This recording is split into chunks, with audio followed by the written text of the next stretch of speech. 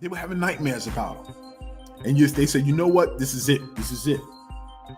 We ain't going to have Mark Cuban laughing at us no more. We ain't going to have Masai Ujiri laughing at us anymore. We pulling back. We holding our cards. And whoever else we bring in, we're going to task them with the same responsibility. Hold those picks.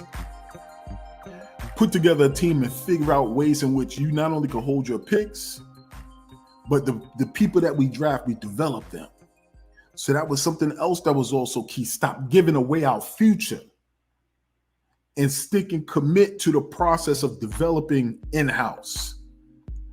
Tired of window shopping looking for stars. Tired of trying to buy success overnight. This is what it needs to take in order to turn this thing in from the ground up. You got gold under your soil, under your feet. Work the land. So that's also part of the rebuild. And then lastly, there were a few other things. You got to get players who want to play in New York. We needed to get players who wanted to play in New York. That was an important, critical piece to the rebuild. And conversations that I will have with family members are this. There was an anti-New York bias taking place.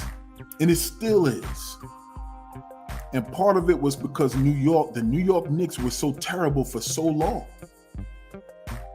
And there's a lot of stars during all the years that the Knicks were struggling. There were a lot of stars that came up in this league. The LeBron James, the Kyrie Irvings, whoever you can name those, the Kevin Durants.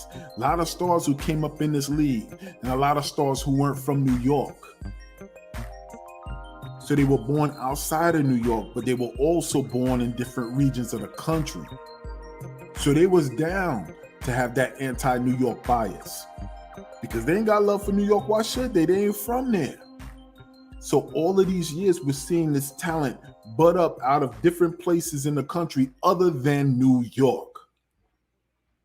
So when free agency came about, or the question came about, a free agent being the one to want to put that badge on their chest and say, listen, I want to at least be a building block to turning this thing around.